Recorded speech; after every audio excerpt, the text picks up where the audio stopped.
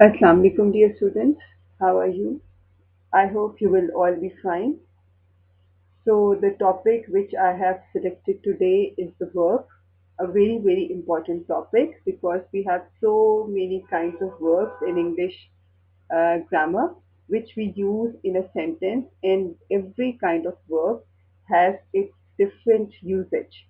So, today, the verbs which I have selected for you people, they are very important, and without knowing them, you cannot identify the kind of verb over there in your exam. First of all, we have to see what is a verb. A verb is a word that describes an action being done by someone or something. So it means that verb is that word which describes the action of the subject. Yes, then we come to the most important kind of the verb, which is the action verb. The main function of a verb in a sentence is that it expresses action in the sentence. Like you can see in the examples, ran, walk, swim, tell, hide. These are all the words, these are all the verbs which only express action in a sentence. Then we come to the helping verbs. Sometimes we see that we have in a sentence helping verbs which simply help the main verb. What do we mean by the main verb? The main verb is the action verb in the sentence and the verbs which help the main verb to express the tenses or the moods or the voice. They are called helping verbs. And always remember this thing that they are always added right before the verb. You are always going to find them right before the verb. This is the reason that they are called helping verbs and they are also called auxiliaries. The other name for the helping verb is an auxiliary verb because they are always there to help the action verb in order to make the sentence. Common helping verbs are here. All the forms of be like is, are, am, was, were, do, have, can, may, will, shall. These are all the common helping verbs which are always used right before the action verb in order to express the action and in order to help the main verb. Like you can see in the example, the soldiers are advancing forward. Are is the helping verb over here and it has been used right before the action verb which is advancing in the sentence. Then we come to the next kind and that is linking verb. So it is very, very important for you people to know the difference between a helping verb and the linking verb because their form, their shape is almost the same. There is no difference at all. If we talk about is, are, am, was, were, they are also used as helping verb and the linking verb, but their usage is different in the sentence. So this is what we are going to learn here. What is the difference between a helping verb and a linking verb? In the case of the helping verb, I told you that they are always there with the main verb. They are always used with the action verb. But in the case of a linking verb, there is no action word, there is no action verb in a sentence. They are just there in a sentence to connect or to link a subject to a noun or an adjective in a predicate. It means that linking verbs are always used without a action verb.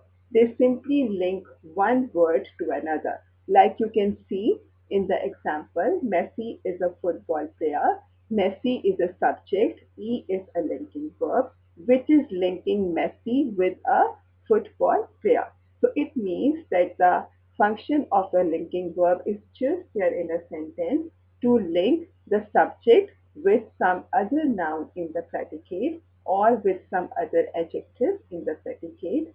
If I see Messi is a good girl, so it means that is acting as a linking verb and it is simply linking Messi with a good girl. So This is something very important just to know the difference between the helping verb and main verb.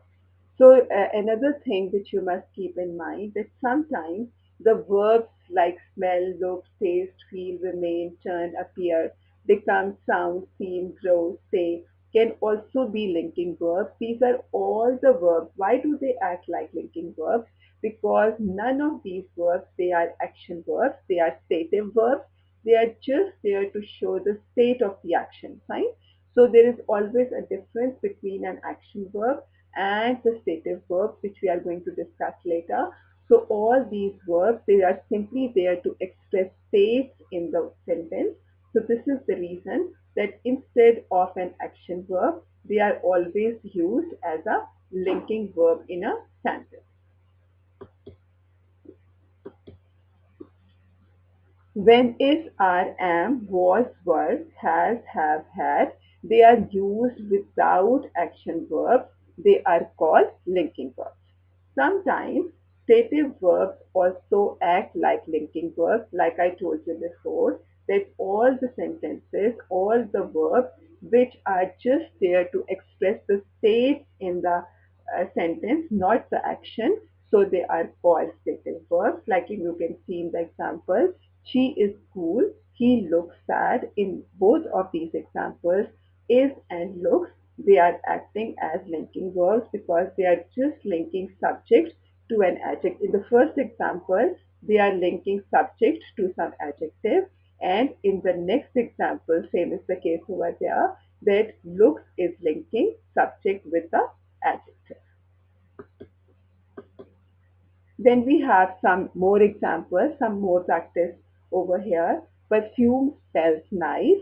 So in this case, this is linking. When I say she is smelling the perfume, so in this case, this is action verb. In this case, she is smelling the perfume. Is will be the helping verb. The cake tastes delicious. Taste in this case will be linking verb. He is tasting the cake right now. So is will be a linking verb. I have some food. Have will be a linking verb over here. I am having breakfast over here. So am will be a helping verb. He thinks the painting is ugly. Thinks is acting as a linking verb over here. He is thinking about buying a different painting. So is will be a helping verb over here. So I think your concept of the helping verb and the linking verb would be quite much clear by now. Always remember that a helping verb is always used with an action verb. On the other hand, a linking verb is always used without the action verb. It is always there in the sentence to link the subject with some other word in the predicate. Then we come to the modal verbs. They are also called the modal auxiliaries. This is the list of all the modal auxiliaries because they give some additional or specific meaning to the main verb of the sentence, and they are also used in a sentence as the auxiliary verbs or as the helping verbs. Then we have some concept of the modal auxiliaries. Why do we use these modal auxiliaries in the sentences? So different ideas are there, like to tell about the future, like to tell about the small probability, like to tell about the recommendation or some formal recommendation or warning. So these are the different modal auxiliaries which are used in order to make this concept more clear. Then we have a practice worksheet over here in order to identify or in order to differentiate action verbs, dynamic verbs, stative verbs, linking verbs, and modal verbs. In the next lecture, inshallah ta'ala, we are going to start with this worksheet because in the next lecture, your concept of the dynamic verb and stative verb will be more clear. So in that way, we would be able to manage this worksheet in a more proper manner. Okay, students, Allah Hafiz from my side. Keep on revising your concepts. May God bless you.